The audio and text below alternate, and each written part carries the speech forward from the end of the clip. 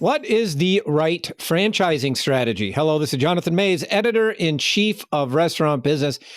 And this week's podcast will discuss franchising and specifically what types of franchising strategy works the best for companies.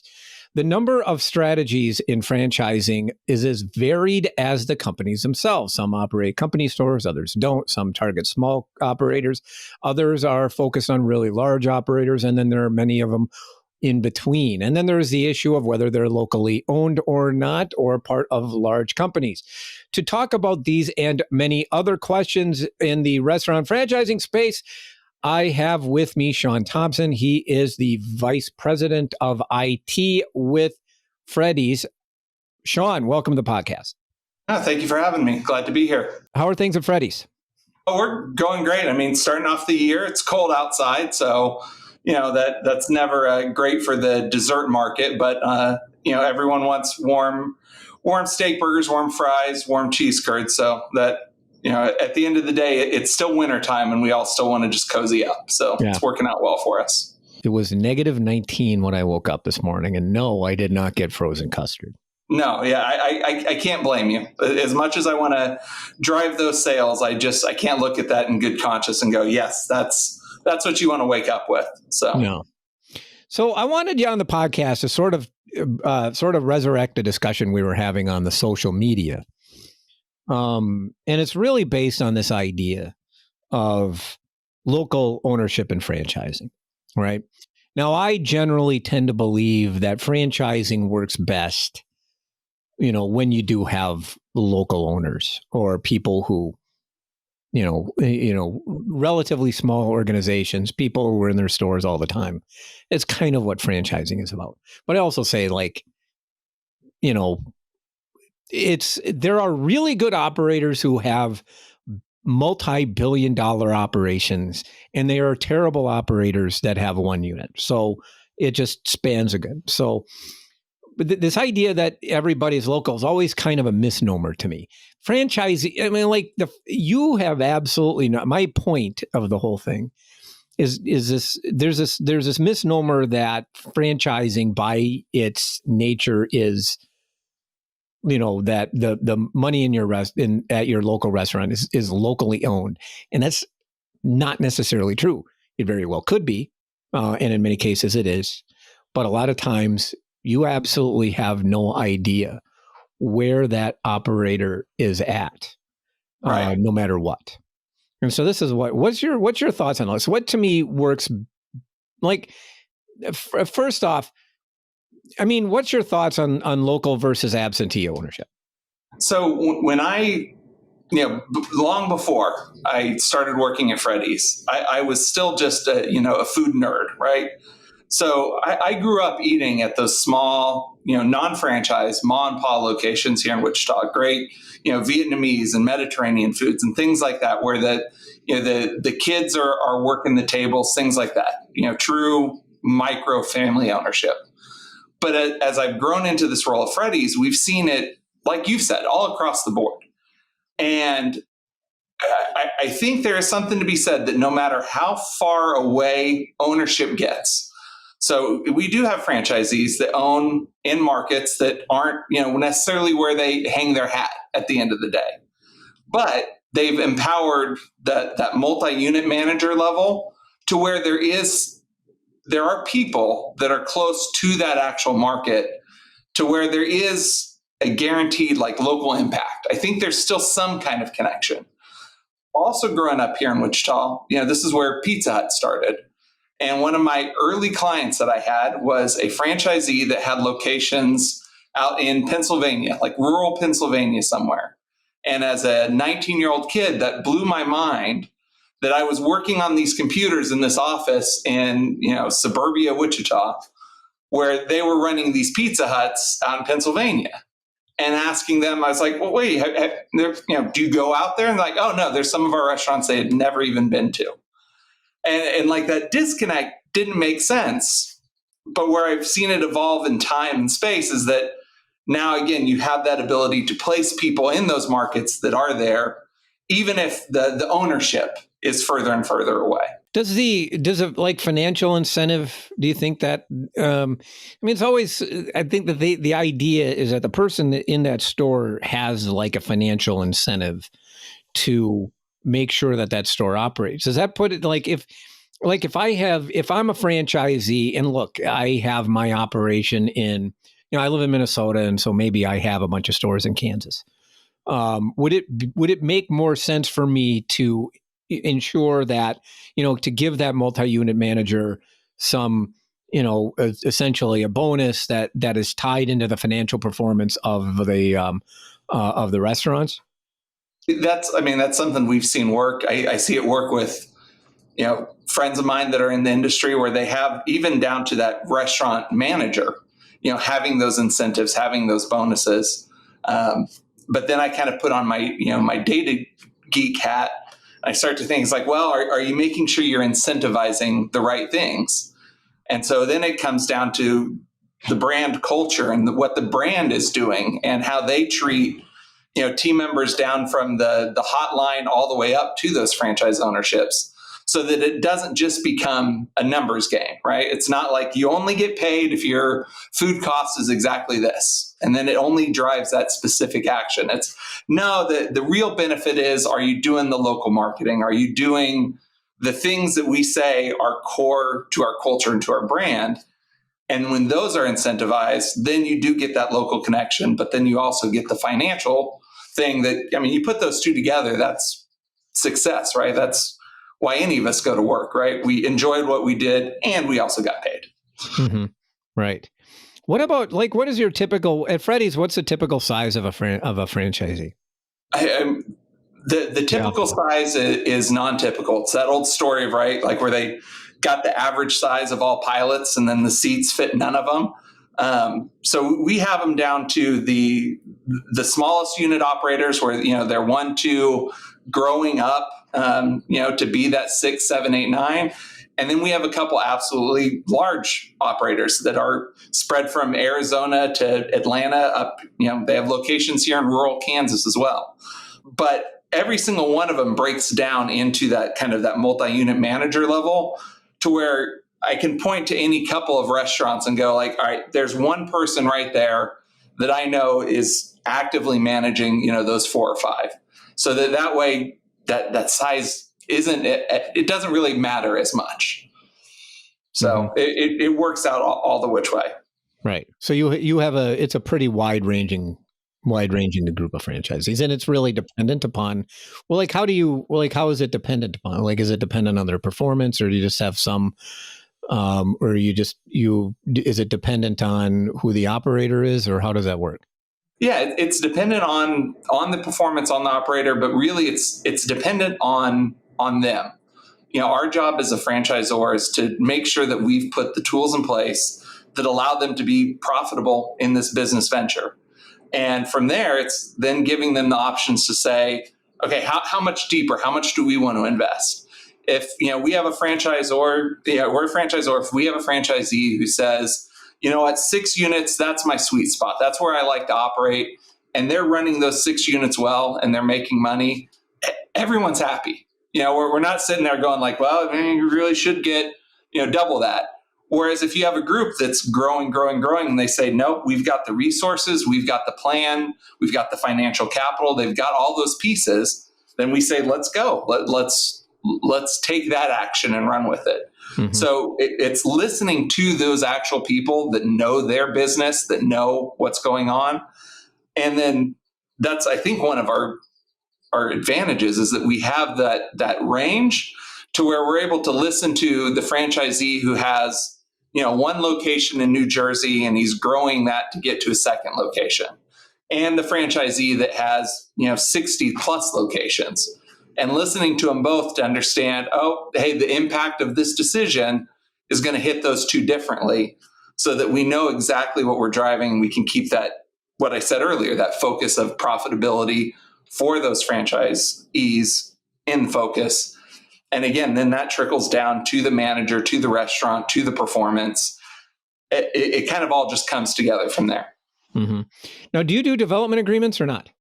Yeah, we have our development agreements. This is probably where our chief development officer and our legal counsel is like, please see FDD for all legal disclosures and all that stuff. So yes, yeah, we have all of that in place. Right. I tend to think sometimes one of the challenges that you have with some of these larger operators is some of these larger operators can get really aggressive, right? They get very, if you're a large operator, you're kind of by your nature really aggressive. That you're starting, you want a lot of stores. You're building wealth. That's your goal. Da da da da da. And that is great. The problem is, of course, that they aggressively develop, take on a lot of debt or a lot of financing and things like that, and then end up, and then suddenly their needs to develop become more of a burden because they can't really, because if they run into some sales challenges, like we had, say, last year, for instance. And then they can't fulfill them. At some point, like, do you have to enforce those development agreements, or do you give somebody a break? I think the key there is that conversation to where you can say, yes, you have an agreement right now in front of you that on paper it says you should do this, but we know for the health of their business, our business, the brand as that kind of mythical overarching thing, right? That's not a healthy play. And it's making sure that you're having that conversation. In my world, where I focus mostly on the technology side of things, I see it from an angle where as those franchise groups grow, there are additional IT needs that most people aren't thinking about. They're not thinking about how they manage all of their support staff and infrastructure and their secure sign-ons and things like that. That again, it's stuff only us IT nerds really think about. But when you have 10 restaurants, it's pretty easy stuff to manage. You can get somebody just jumping in and taking care of stuff like that. But again, as you get larger and larger, and then I look to other franchise groups that have these multi-unit, these really big mega ones, and I can't even wrap my head around how they function on those levels. So, yeah, and you're right. I mean, it creates all different kinds of challenges, problems.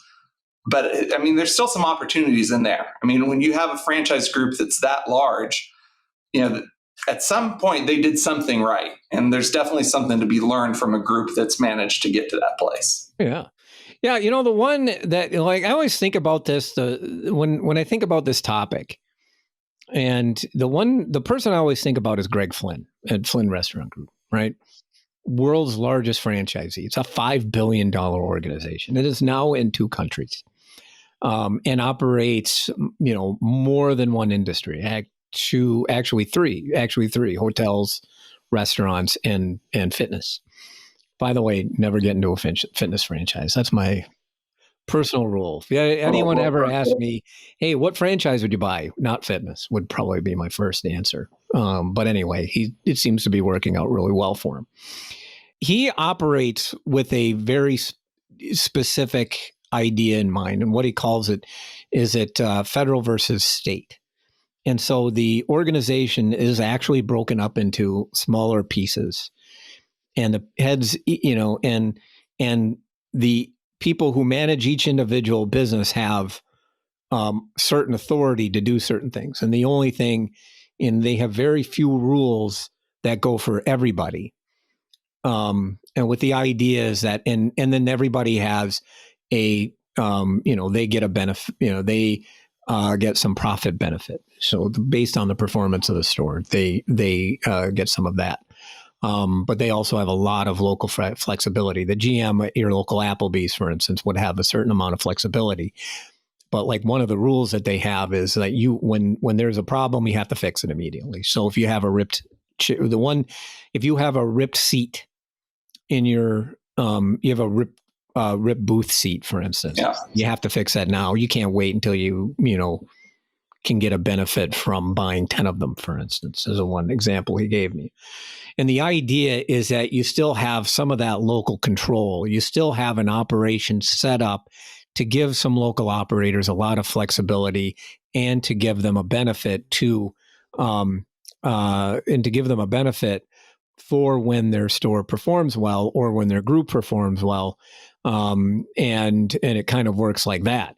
So is this giant operation that still thinks as a local level. Again, to me, it's ultimately about who is operating your stores and are they doing a good job? And it doesn't matter whether they have a one location or, I don't know, 5,000. Yeah. And I think even no matter what the scale, the stick and carrots always come into play, right? And so it sounds like they have, I mean, to get to that size, they figured out exactly how they've scaled out those carrots to make sure that everyone's benefiting, but then to also have a system that allows them across those brands, across those systems to be able to say like, no, there are certain things that we just, ripped booths, I don't care what you're running, whether that's a workout bench, whether that's the hotel lobby, or whether that's an Applebee's, like that's a no-go. And scaling something like that up is, to me, like that is a very amazing thing to be able to accomplish. And then working back on that franchisor level, to be able to sit down with the franchisor and say, like, okay, you have your standards, you have your systems, we're going to use those at that state level, so to speak. But FYI, we don't stand for ripped booths. So if you don't have a good system for that, we're using our system, and that's just how it's going to be. And I think that's where sometimes when you're in that growth mode as a franchisor, you might bite off a little more than you can chew with the groups, because you're like, oh, they know how to develop, because it looks like a great way to grow your brand, but you're not necessarily in alignment. And I think that, again, that goes to those key statements, whether you're growing from you're setting up your first franchise group or it's your 30th. If you don't have that alignment, then everything else falls apart. And going back to that initial premise of the question, I think that's what makes the most difference. And whether a guest has a great experience at a large national brand or a great experience at a mom and pop shop, it matters where they're at culturally, what they're doing. Because you can have, I mean, there are amazing national brands out there that deliver on their statements time and time and time again. And then there are also mom and pop shops that are absolutely atrocious that are a pox on every restaurant that's ever existed. So, yeah, I will say, and I want to get to some IT nerd stuff real quick before the end of the podcast here, but I will say, along those lines, I cover a lot of bad franchises and have for years. And I can tell you that the biggest issue that separates good franchisors from bad franchisors is actually at the selection process. So if I had a nickel, for instance, the number of times I've heard franchisors of struggling franchise brands just blame the franchisees for doing X, Y, or Z. And I know you sometimes end up, selecting somebody and then they turn out to be bad. Anybody who's ever hired anybody knows exactly what that is like. But to me, the group that should be doing the most due diligence on in the franchise relationship is not the franchisee, but the franchisor of the people that are going to be operating the brand. Your franchisees are the ones that are representing your brand. They're operating your stores. They're the ones that are face to face with the customers. It is incumbent upon franchisors to spend a lot of time looking into those franchisees and not just signing up person after person just because they happen to have the amount of money to pay for a franchise fee. And I've seen that over and over and over again in these bad franchises. These franchises just sign up anybody who walks in the door and has a few dollars to spend and then complain about them later. When in reality, what happened is that they did not do enough due diligence on their franchisee. And that is the key element that separates winners from losers in this business. Make sure that the people that are operating your restaurants are absolutely top notch. Doesn't matter how many stores that they have. It could be 1, it could be 5,000. If they're a really good operator, that is gold, and that is what is going to ensure that your franchise brand is successful. So let me ask you: is it tougher for you as the IT guy to handle a bunch of little franchisees or large scale franchisees? They both provide their unique opportunities. The small ones, I would say, are the easiest because they've just signed on. They've basically come to us and said, we believe in Freddy's. We want to do what you tell us to do. Let's just go. Right. I don't want to think. I don't want to know. I'm here, especially at that early stages. I'm here to just run a restaurant.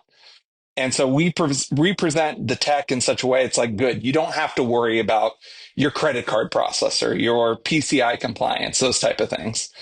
As you get larger, you bring in a lot more experience. And so then these other little questions come up. But even then, most of them don't want to deal with technology. They want it to just work. And that's always been our goal, is to just make it that way. So even our largest franchisees, they just say like, oh, no, this system works. Okay, great. Let me worry about all the other billion other things that we have to worry about. So with that focus in, neither of them become problematic, but each of them have their own. When you're trying to reach out to a restaurant that somebody set up as an AOL email address, that's always going to be a fun day on the help desk side of things. All right, very nice. So if we look into, we're just starting 2025. If you look at the next, say, 3 to 5 years, let me ask you this question. What do you think will be the major tech innovations in the restaurant space over the next 3 to 5 years, from your perspective? Well, before I do that, I should double check with my stockbroker, because if I get this right, I'll be a very rich man. I won't be doing any podcasts anymore. I think the major innovations are going to come in. We'll call it back of house, but more in restaurant technology stack. The last 4 years and probably the 4 years in front of that have been all on for us, the guests, but the consumer side of things, right? The app enablement, all this type of stuff. But when you look at the job of a general manager of a Freddy's, her job today is so much harder than it was 8 years ago. Whether that's from the staffing and all the everything you have to deal with in staffing, whether it's rules, regulations, or just dealing with staff, or whether that's in all of the different online channels you have to juggle and manage, to the different equipment. And there's so much more that you have to do. It was easier to be that. And I think that's where the technology is ripe for innovation, is to make those jobs easier on people. And if we can start doing that, then we get back to those core restaurant fundamentals of, we're here for the people, we're here for the guests. And you're not spending, and we've all seen it, right? We've all walked into restaurants where we've seen the manager in the lobby on their laptop, stressing out because they've got all this stuff that they have to do. They weren't doing that 6-8 years ago. So make those things easier. I think that's where the major technology shift happens. And then it backfills onto the guest experience. Yeah, that's a big deal. Like make the job of operating a restaurant easier. If you can make that job easier, it just takes care of so many other issues. Yeah, it really does. And it never was easy. And I know some of the best restaurant operators I've ever worked with, they don't want it to be easy, but there's that little difference between, just so hard, just a little bit easier. And in that difference, that's just everything. It definitely is. Sean, this was fantastic. Really appreciate you joining me on the podcast and surviving a power outage in the middle of it, which, for those of you watching this on YouTube, is why he looks different at the end of the podcast than he did at the beginning. Thanks. Camera 1, camera 2, camera 1, camera 2. Fantastic. And that should do it for this week's episode of A Deeper Dive, which was edited, as always, by Spoons. Artwork by Nico Hines. You may find this and other episodes of the podcast on our website at www.restaurantbusinessonline.com/article/deeper-dive. And you may subscribe on Apple Podcasts or Spotify. I'm Jonathan Mays, your host, podcast producer, and the editor-in-chief of Restaurant Business. Thank you for listening.